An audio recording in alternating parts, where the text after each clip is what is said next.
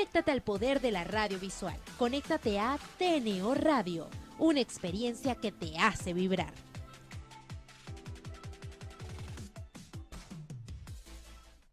Este programa es presentado por Open House Inmobiliarios, managerinmobiliario.com, Universal Inmobiliaria 24, Rimas Vision, Corporación Hemisferios, construcciones y remodelaciones de inmuebles. Carlos Redrón, productor de audiovisuales inmobiliarios.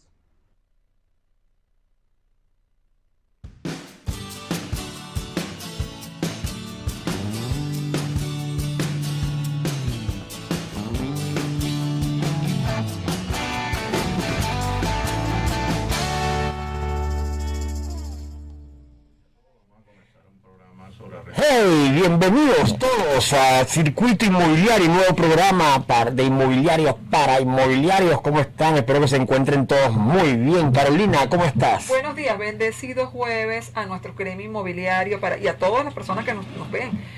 Nosotros estamos transmitiendo por acá felices. Hoy tenemos una entrevista con el doctor Roberto Horta. Conversaremos con él sobre arrendamientos y contratos privados. Estamos transmitiendo desde TNO Radio, desde el Centro Comercial Ciudad Tamanaco, desde Caracas, Venezuela, para el mundo. Bienvenido, Roberto. Bueno, primero, antes de darle, le doy la bienvenida a Roberto y voy a dar los créditos, querido invitado. En la dirección general contamos con Carolina Méndez, en la dirección de producción Brian Agros, Ingeniería de Sistemas Antonio Calderón, en la coordinación de operaciones y control técnico Rosibel Matirano, nuestra CEO fundador desde el cielo dirigiéndonos Rafael Casela, en la producción y conducción del programa Papá Dios, Gerardo Villalobos Padoy y yo, Carolina Hernández Esquetina. ¿Cómo estás, Roberto? ¿Cómo te va? Bueno, muy buenos días, gracias por esta invitación. En primer lugar, felicitarlo por la creación de este espacio muy necesario para nuestro sector inmobiliario, un espacio de difusión para intercambiar ideas, para compartir conocimientos. Sé el trabajo que esto implica, la frecuencia, hacer las pautas, lo felicito y también por el trabajo de la Fundación Solidaria. Vamos a ir a nuestro primer cortocircuito, y cuando regresemos tenemos muchas cosas de qué hablar contigo. Ya regresamos.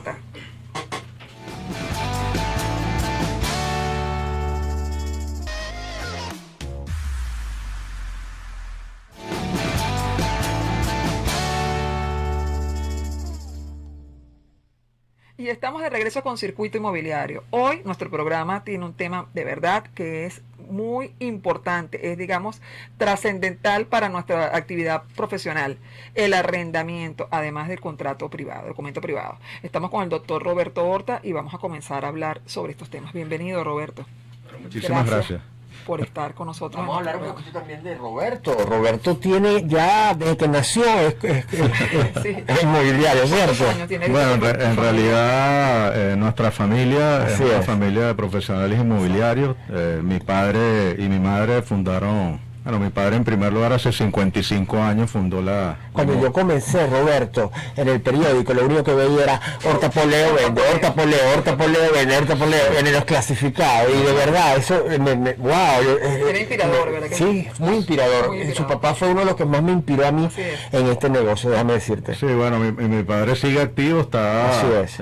La empresa cumple este mes 55 años operando en el mercado inmobiliario de Caracas principalmente.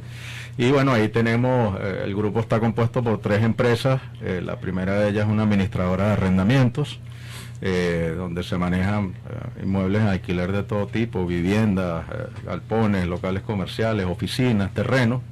Y la otra empresa que es una comercializadora, una franquicia inmobiliaria, y la tercera es un bufete de abogados donde estamos 7 abogados especialistas en materia inmobiliaria. Entonces esa terna de empresas compone el grupo que tiene esa cantidad de años funcionando. Estamos todos operativos, toda la familia sigue. Ahora es Century, ¿cierto? Ahora es Century 21. Sí, es una franquicia Century 21, ahora desde hace 5 años, pero bueno, tiene todos esos años en el mercado. Viene con un background importante el momento de hacer la franquicia. Claro que sí. 21. Claro, de los mejores. Los mejores. Sí. Gracias. Y bueno, la idea es compartir hoy experiencias, compartir la actualidad de lo que está pasando en el mercado de Caracas principalmente, con toda esta reactivación, entre comillas, pues, de algunos nichos inmobiliarios en el mercado caraqueño, y bueno, vamos a conversar sobre eso hoy.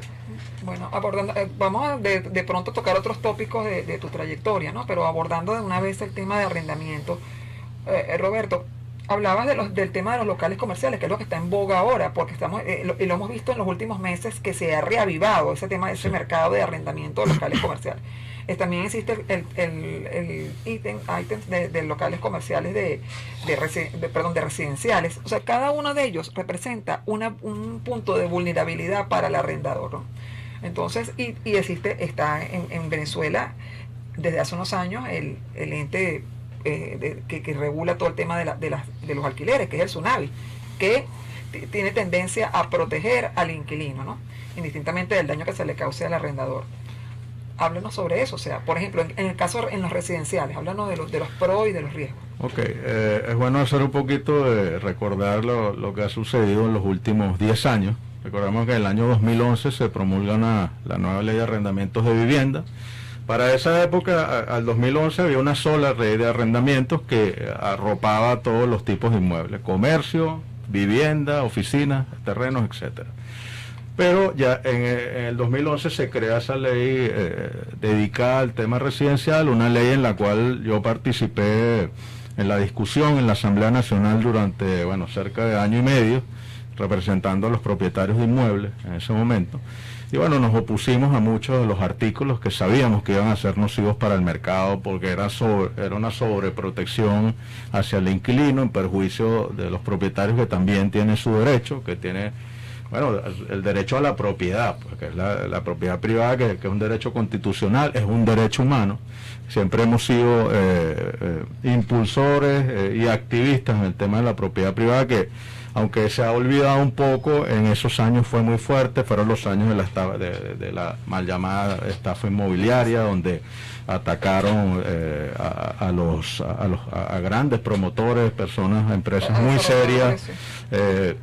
Bueno, años después sabemos ya cuál es el balance. Pues no hay una ley que esté ajustada a la realidad. La ley de arrendamiento de vivienda y el organismo son prácticamente inoperantes.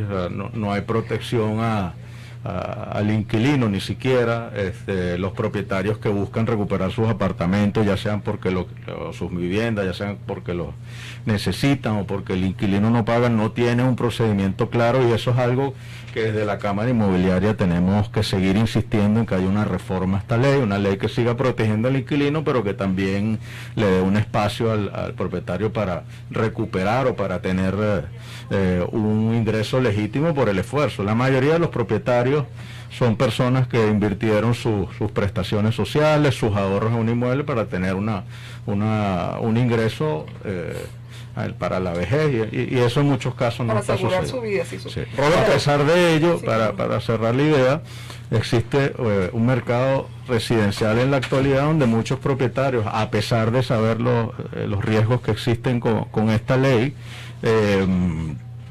siguen arrendando sus inmuebles. O sea, conocen los riesgos, pero confían en la selección que hacen del propietario, y en esta etapa yo percibo mucho menos conflictividad entre propietarios e inquilinos que en épocas anteriores. Hay una selección más exhaustiva, ¿no? Hay una selección más exhaustiva, pienso, y es una realidad, eso nadie lo puede. El tema de la dolarización de la economía en general ha hecho que muchos contratos se anclen, aunque la ley establece otra cosa, muchos contratos se anclen en moneda extranjera, y eso hace que el canon de arrendamiento mantenga en cierto modo su poder adquisitivo, su poder económico, y eso hace que haya mejores relaciones entre propietarios e inquilinos, porque nadie puede desconocer que los condominios están dolarizados, que los gastos de reparación están dolarizados. Tú llamas a un plomero y te hace un presupuesto en dólares. Los materiales para reparar, para impermeabilizar, todo, cosa que es una realidad, lamentablemente, porque no quisiéramos que el bolívar fuera el que marcara, digamos, la pauta económica, la moneda principal, pero eso no es lo que está pasando en este momento.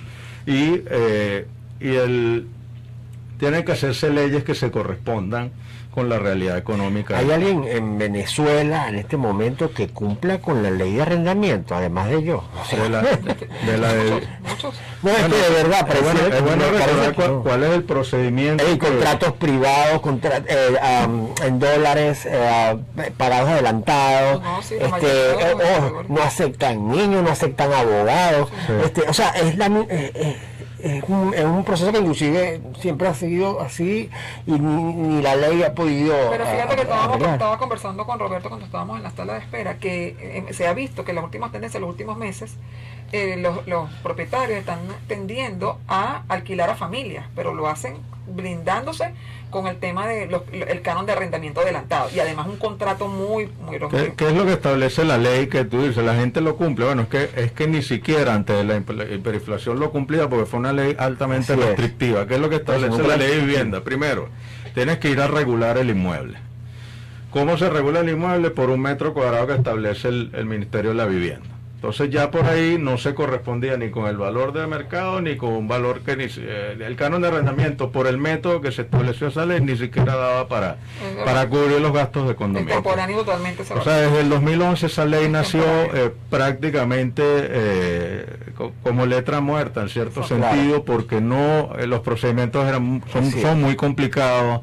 O sea, ¿cuál es el procedimiento? Ir a Sunavi a regular antes de alquilarlo, después lo publicabas, después ibas, redactabas el contrato y el Sunavi lo tenía que aprobar también. O sea, no había ni siquiera una libertad contractual entre las partes. Tenía que volver al Sunavi. Imagínate cuánto tiempo lleva ese procedimiento. Y después de que estaba sellado por el Sunavi es que podías ir a una notaría. Y después año a año se regulaba. Entonces, cuando el Estado... Roberto, y ya regresamos. Sí. Vamos a nuestro segundo cortocircuito, ya venimos.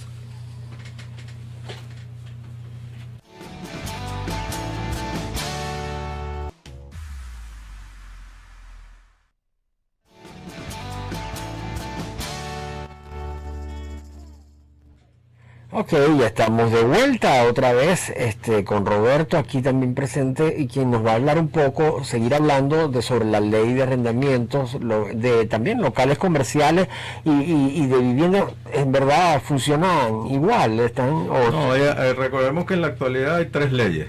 Ajá. La ley de vivienda que la conversamos, en la cual vamos a insistir desde la Cámara Inmobiliaria en su reforma, para que esa ley se convierta en una ley equilibrada, que sea operante, con un organismo que resuelva los conflictos entre los propietarios y mucho más ecuánime. Después tenemos la ley de arrendamientos de locales comerciales, que la promulgaron en el año 2014. Es una ley donde participó el sector privado.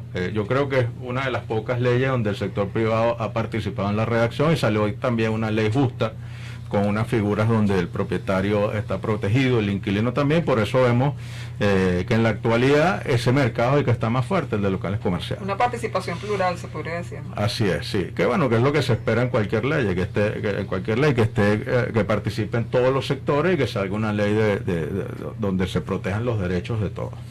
Y la tercera ley es la ley de arrendamientos inmobiliarios, que es la ley promulgada en el año 2000, que quedó vigente para galpones, oficinas y terrenos. Entonces, en ese caso tenemos tres leyes. La ley del 2000, la ley de arrendamiento inmobiliario para oficinas y galpones, es una ley también justa, donde se protegen los derechos de ambas partes. Entonces, ¿qué es lo que está pasando en la actualidad? Bueno, tenemos unos mercados muy activos como el comercial en las cifras que nosotros manejamos dentro de nuestra empresa, y dentro de la franquicia donde está la empresa. Principalmente se están manejando locales a puerta de calle. O sea, ahí también hay una distinción. Los centros comerciales están empezando apenas a recuperarse, ya se ven nuevos negocios, pero si tú vas a un centro comercial grande, con excepción en Caracas del CCT, de este centro comercial que yo considero que sigue teniendo un gran movimiento. Los otros centros comerciales están... CCT, San Miguel y lo demás.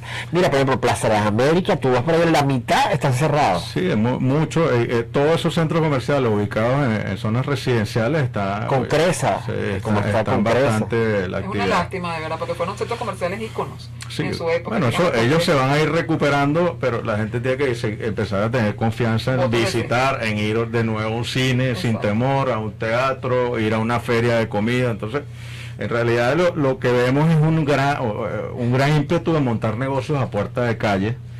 Tienes pero hay una pandemia, pues también. En plena pandemia, hay cadenas de farmacia en Talanta. Sí, no hay. Tú vas a los Palos Grandes, la Castellana, Altamira y no hay un local desocupado. Hay mucha demanda, inclusive hacia el centro. O sea, pero principalmente son rubros de primera necesidad, que son comida, que ya sea restaurantes o supermercados o bodegas o bodegones, etcétera. Después tienes el ramo de farmacia que se está instalando, o sea, hay nuevas franquicias, nuevas cadenas pequeñas que no son las grandes que conocemos habitualmente, montando del interior, montando muchas farmacias. Hay bodegones que tienen farmacia inclusive. Sí, bueno, y el tema del bodegón también vemos rubros que arrancan con mucha fuerza y después se está viendo eso. Hay negocios que están cerrando, que abrieron. Quiere decir que se diversifican. Recuerda que en 2019, porque hay rubros también comerciales y por eso muchos comerciantes no hacen planificaciones a largo plazo, que son negocios de 1 o 2 años y después tienen que cambiar. Los bodegones tuvieron Recuerda la compra y venta de oro en el 2019, se montaron miles de compra y ventas de oro en toda la ciudad y un año después ese negocio todos cerraron. Y bueno, se pone de moda el negocio de la venta de la chicha y después cuando están en boga todo es de verdad que de los bodegones a todo el mundo bodegones.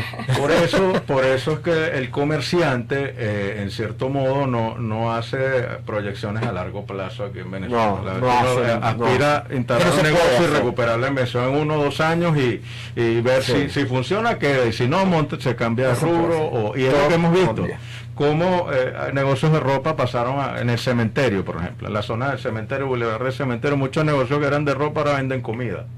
Entonces la pandemia también en cierto modo hizo que todo cambiara, que cambiaran rubros, pero también los negocios que sobrevivieron, bueno, salieron fortalecidos también movió mucho el mercado de arrendamientos, por ejemplo, en la parte residencial.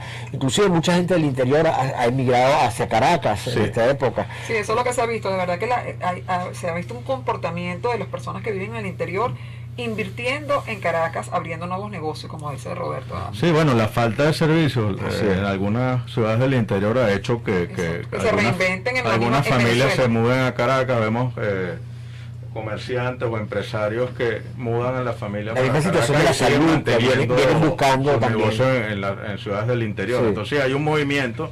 Lo importante, Gerardo y Carolina, es que el mercado inmobiliario no se para. No se detiene. Crece, se reduce, pero nunca se... El área de las oficinas. El mercado oficina es un mercado sobresaturado, por lo menos en las Mercedes hay 70 proyectos, cerca de 70 proyectos nuevos de edificios de oficina. Entonces, aparte tienes muchas oficinas desocupadas en torres tradicionales y se están construyendo muchas más. Se están construyendo muchas más porque la ley contra la estafa inmobiliaria... vamos a aprovechar un momentico, vamos a un corte y regresamos.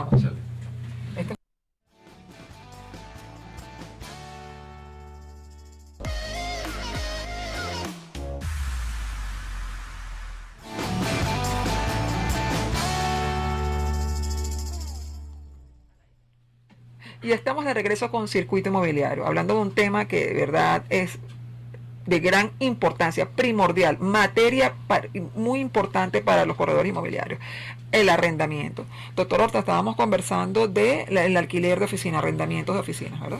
Así es, que en el mercado de oficina tenemos una situación muy particular, donde a pesar de de la situación económica por la cual pasa el país, se han construido muchísimos, sobre todo en la ciudad de Caracas, muchos edificios de oficinas. Un gran universo de oficinas. Tenemos el sobre número. todo en las Mercedes y en el municipio. Solamente en las Mercedes hay 13 edificios nuevos. No, hay 70 proyectos. No, pero ahorita levantando Claro. nuevos, sí. Entonces, la pregunta es dónde están las empresas que van a, las nuevas empresas o las empresas que van a alquilar o a comprar esos espacios. Entonces tienes una dinámica de una construcción importante, que yo dudo que en otras ciudades de Latinoamérica se estén construyendo tantos edificios de oficina como en Caracas.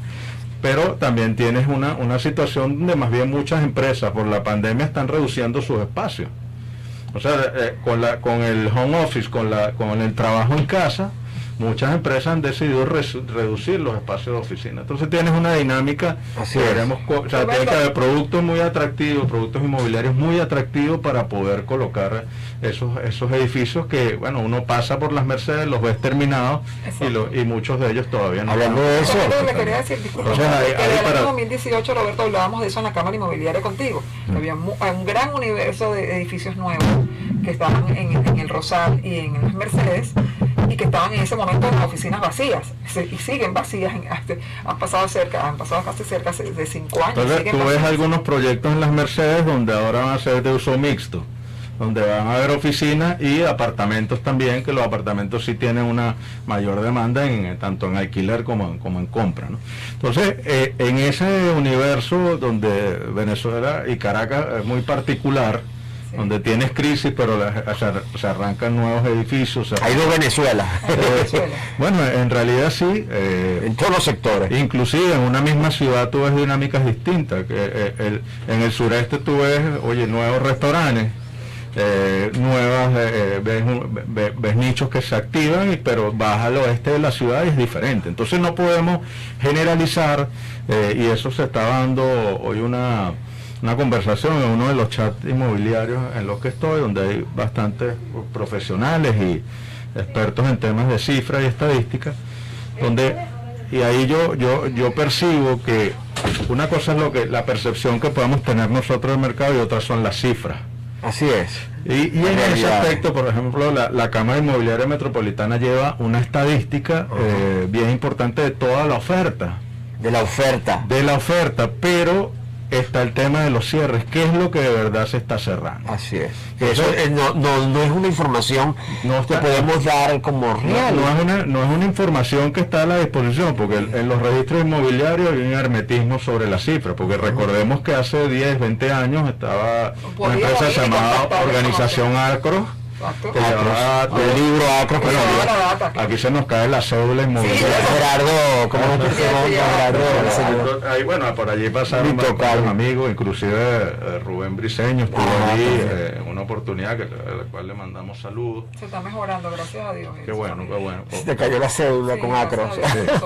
Bueno, ¿qué hacía Acro? Bueno, tabulaba todo. Yo el mercado. trabajaba con Acros, Iba a tomaba la todos los información. registros y tomaba esa data. Ahora Sí, no disponemos de yo eso. era el que iba y tomaba la información en el registro del segundo de Baruta y era el que le suministraba la información y no había ningún Ahora en problema. la actualidad pienso que total. una data de cierre importante lo tienen las franquicias. Franquicias grandes que pueden tener varias decenas de oficinas, donde ahí sí podemos tabular de verdad lo que se está cerrando y los precios actuales. Lo demás quizás son percepciones, por eso es importante Va a ser la oferta. que se fortalezcan los departamentos de estadística en las cámaras a nivel nacional, las cámaras inmobiliarias, porque ese es el insumo de los profesionales Ahora bien, inmobiliarios, de los promotores, de los administradores. Hablamos ya del tema de los locales comerciales y ese auge que puede sonar contradictorio, que hay en algunas zonas de Caracas y otras no, en algunos estados y otros no, lo que apuestan al país, aún viendo todo lo que está pasando a nivel mundial, ¿no? Y de verdad que para mí, o sea, yo los felicito a los que dan esos pasos, porque tienen un gran coraje y una gran valentía en hacer inversiones tan importantes, pero a mí me encantaría que habláramos un poco del tema de residencial, ¿no?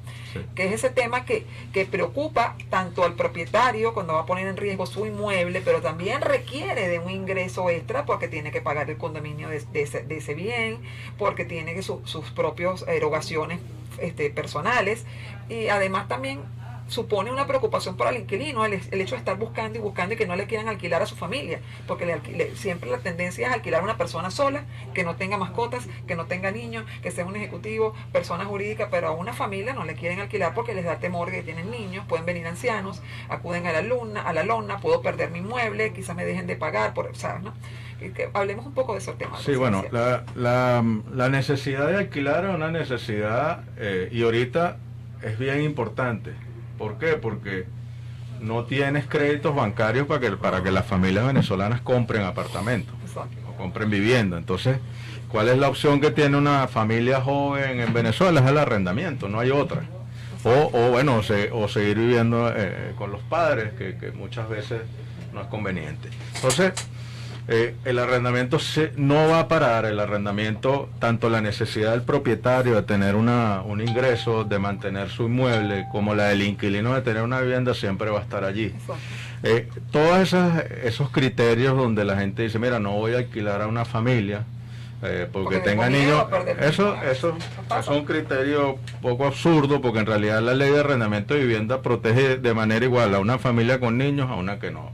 Esos son mitos, al igual que el mito donde si tú le alquilas a una persona jurídica una vivienda estaría el propietario más protegido. Eso tampoco es cierto. Porque quien va a vivir allí, yo recuerdo que tú lo decías sí, eso tampoco es una protección adicional. Entonces, ahí hay muchos mitos, pero es un mercado muy importante y por eso insisto que hay que reformar esa ley, actualizarla a la realidad, que ambas partes estén protegidas y por eso hay que insistir en eso. Es una ley que ya tiene un impacto social y es una de las razones por las cuales se van jóvenes de Venezuela, porque no tienen acceso muchas veces a comprar o a alquilar y llegan a otro país y lo primero que hacen es tener un empleo y un inmueble alquilado. Vamos a nuestro tercer cortocircuito o al cuarto, no sé, ya llegamos, porque el tema está tan interesante que estoy sumergida en él.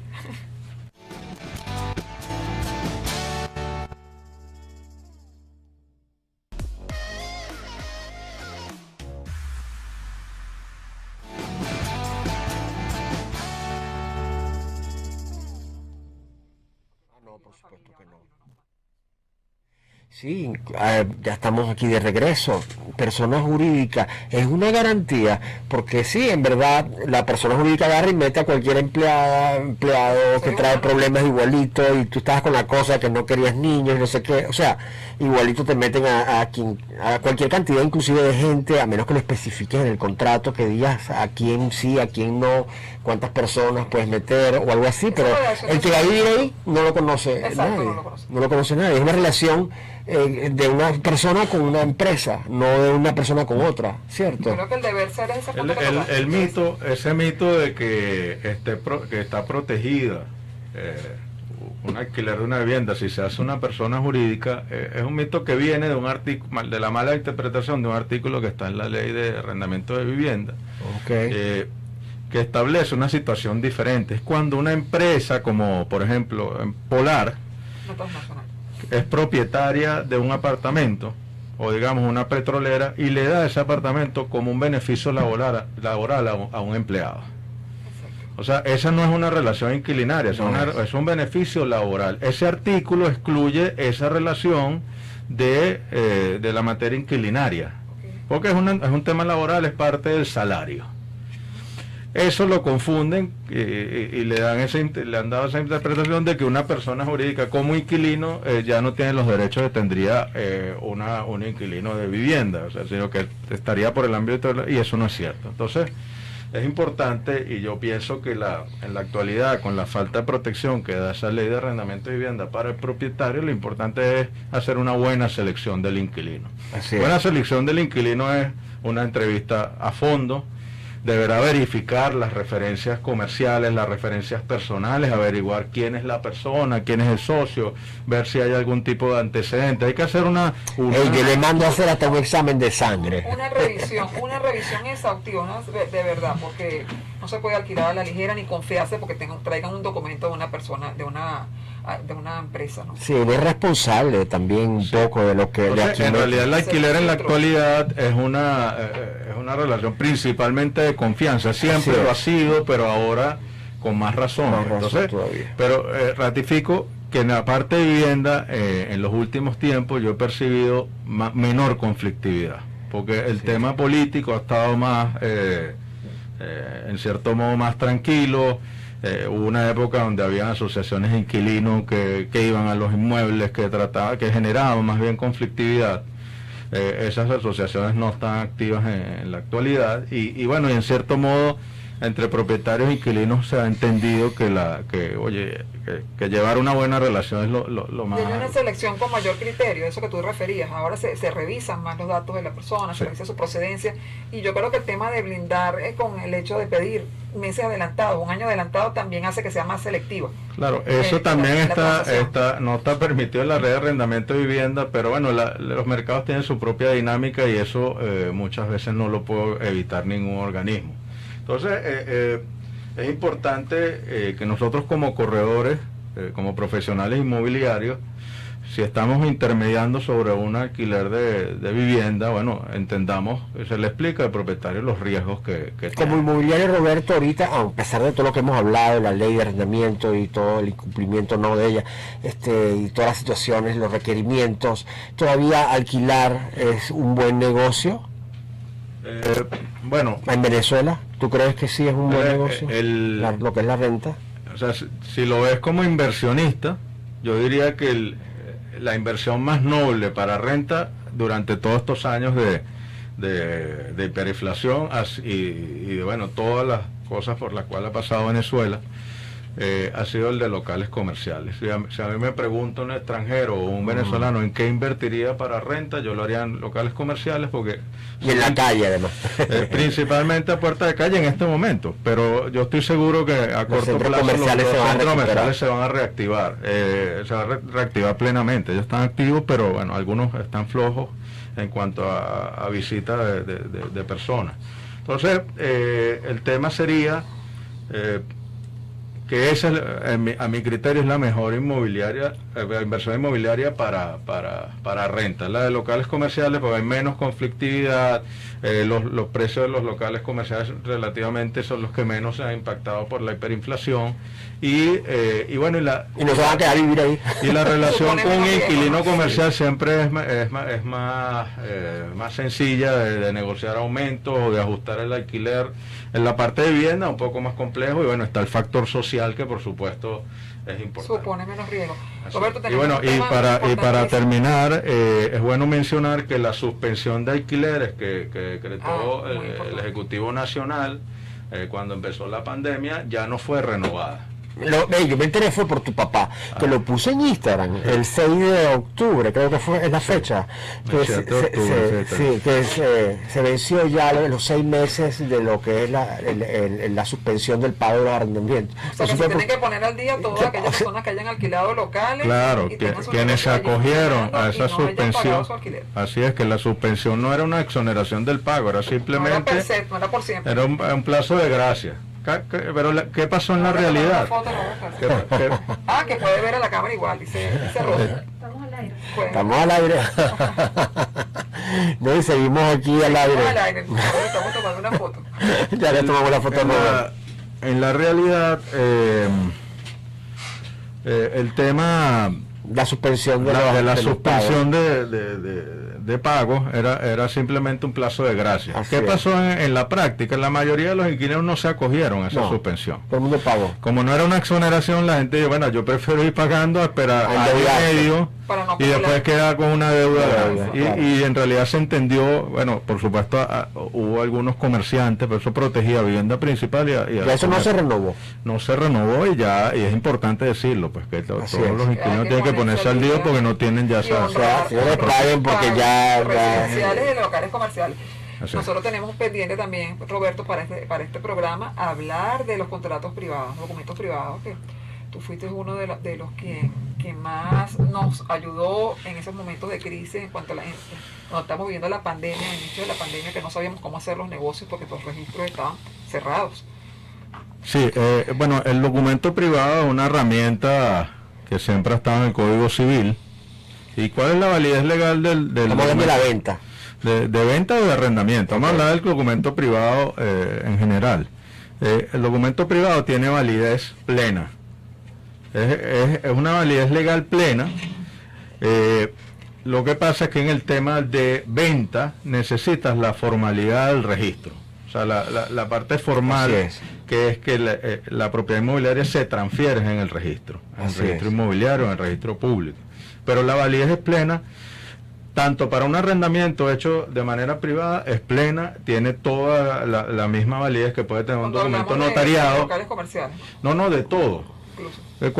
Cualquier arrendamiento que tú hagas, hasta que no sea anulado, y ahí vienen las recomendaciones vamos a hablar de cuándo podría ser útil un documento privado, pero vamos a hablar cuáles son cómo blindamos un documento privado. Lo vamos a hablar, pero lo vamos a hablar al regreso de nuestro próximo cortocircuito. Ya regresamos. De verdad que qué programa tan interesante.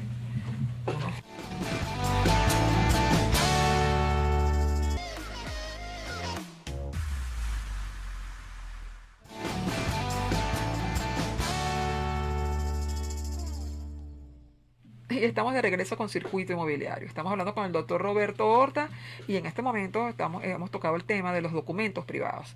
Estábamos desarrollando el tema, doctor. Estábamos ¿en qué punto? En el punto de... ¿Cuál es la validez del documento privado? O cómo blindamos. Habíamos mencionado que el documento privado tiene validez plena, con excepción de la venta de un inmueble donde sí hace falta la formalidad de la protocolización del registro inmobiliario. Pero ese documento, inclusive el documento privado de venta, tiene una validez legal. ¿Qué pasa? ¿Qué pasa si fallece? Si fallece el propietario. Si hace una venta privada y fallece el propietario, después no la puede ratificar en el registro. Bueno, tendrías que... Sí, o la sucesión no se pone de acuerdo. Exacto. Sí, bueno, no, es que una venta tendría que ya estar de acuerdo en la sucesión. Entonces, el tema sería que ese documento privado tendría que ir a un tribunal, en un juicio mero declarativo, para que el tribunal diga, mira, esto es válido, y le da la orden al registro de que protocolice ese documento privado. Ese sería el riesgo. Pero en esta situación intermitente que hemos tenido durante toda la pandemia, que ahorita hay una excepción por la época navideña, de que las notarías cierran una semana sí y los registros una semana sí, una semana no. El documento privado tiene una importancia clave, porque muchos negocios se firman en privado en la semana radical y después se protocolizan o se notarían en la semana flexible. Entonces, allí muchas inmobiliarias lo están utilizando. Por supuesto, hay un riesgo en ese aspecto que tú mencionas, oye, que la persona fallezca. Bueno, eso... No, y también es importante la revisión de lo que es toda la documentación. Eso es importante en la parte privada. Como no tienes la validación del registro inmobiliario, bueno, yo la utilizaría en la parte de venta como algo excepcional. Sí, la tradición legal del inmueble, como la sabes, sin una hipoteca, no como algo que no se liberaba. Es una herramienta excepcional. Si uno tiene que esperar una semana para ir al registro, o sea, tienes que estar seguro de que no tenga una hipoteca que falte el liberar. Así es, porque puede haber una hipoteca. Puede tener una prohibición de venta. Y la otra, una prohibición de venta y la parte de arrendamiento es importante por lo siguiente. Le doy un ejemplo que es frecuente. Hay personas que alquilan locales comerciales, pero no tienen registrada la compañía que va a operar el fondo de comercio. Entonces le dicen, bueno, vamos a hacer un documento privado a nombre personal de los socios.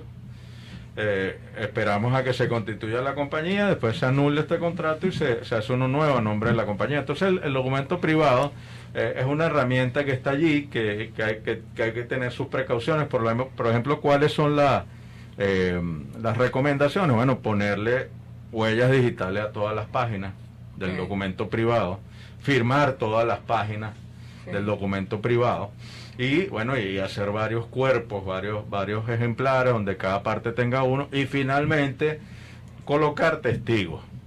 No solo poner a firmar a las partes, sino colocar testigos, que inclusive testigos de ambas partes. No, los testigos no son de ninguna parte, son testigos de que se otorgó la firma. ¿Y otro lleve o...? Sí, tú puedes ser un amigo, puede ser una persona, inclusive los mismos intermediarios podrían ser testigos que validen que esas personas, aunque eso es para blindar el contrato, aunque es muy difícil que alguien que firmó un contrato y ponga su huella digital y lo desconozca. Claro. Pues tengo que decir, no, mírame, es muy raro que alguien diga, mírame, oye, tomaron mis dedos y me sacaron una huella digital. Entonces, es importante ese factor, blindar... firmar todas las hojas, ponerle huellas digitales y también agregar testigos, es la recomendación que Fíjate, yo he hecho documentos privados y de hecho en una oportunidad te pedí la tutoría, te llamé y me enviaste un mensaje de voice porque era el primer documento privado que hacía.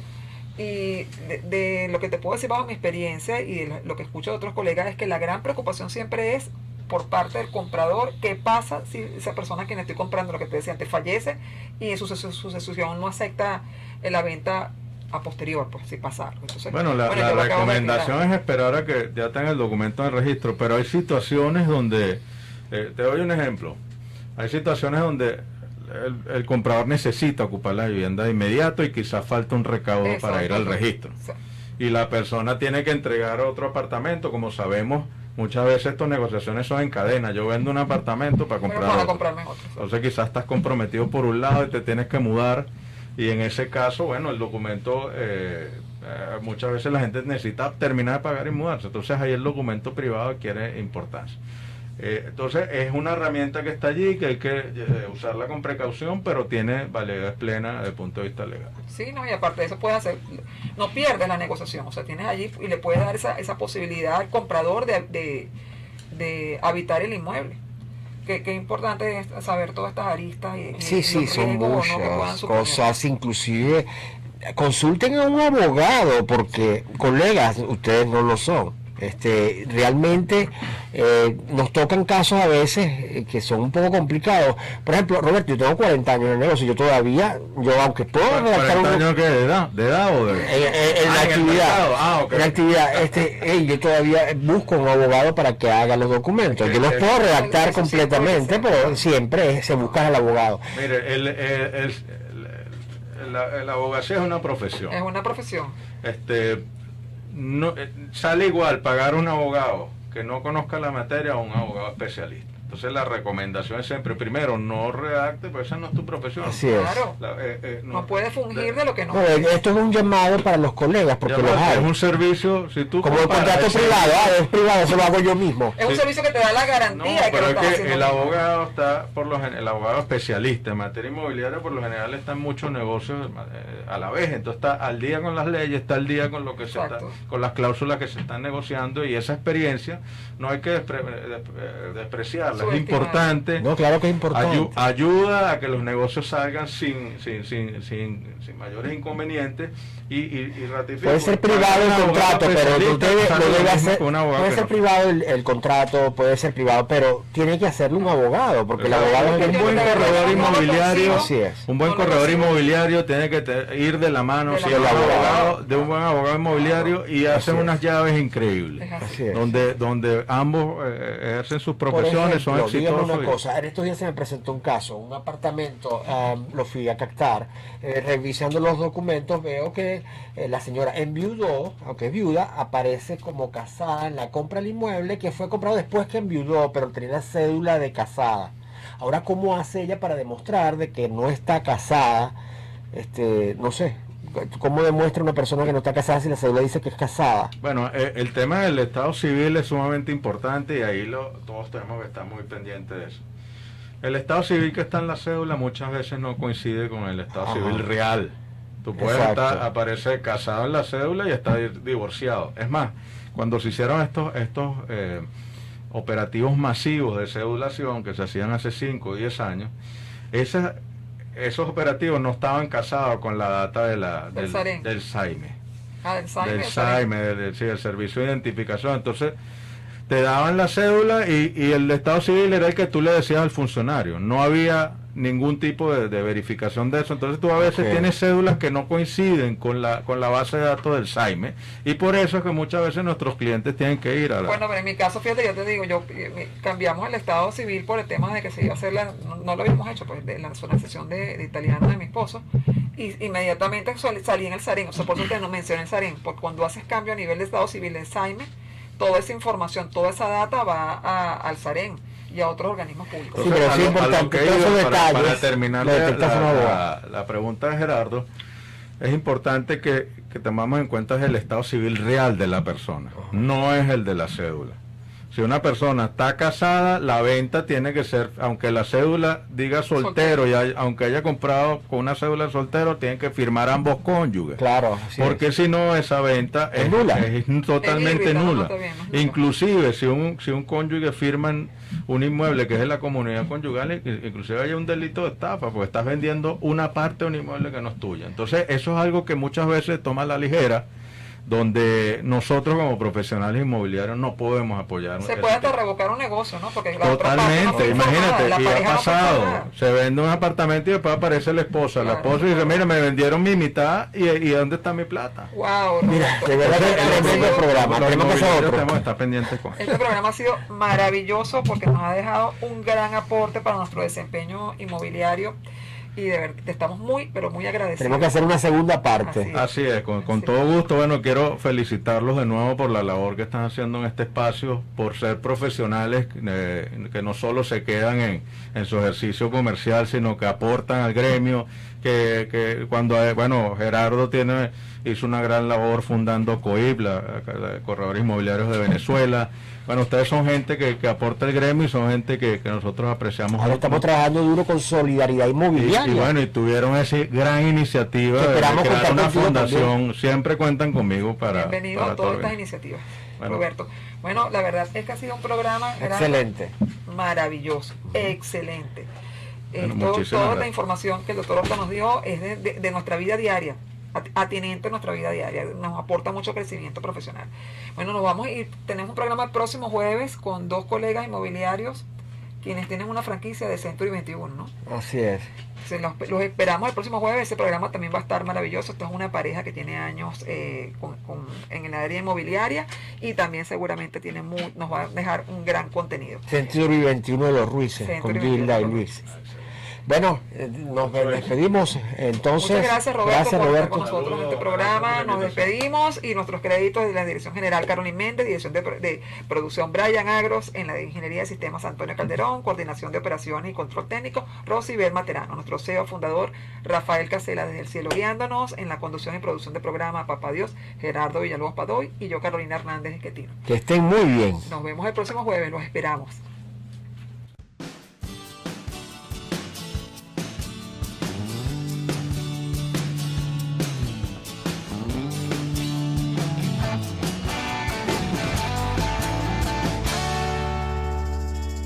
Este programa fue presentado por Open House Inmobiliarios, managerinmobiliario.com, Universal Inmobiliaria 24, Rimas Vision, Corporación Hemisferios, construcciones y remodelaciones de inmuebles, Carlos Re Dron, productor de audiovisuales inmobiliarios. Conéctate al poder de la radio visual. Conéctate a TNO Radio, una experiencia que te hace vibrar.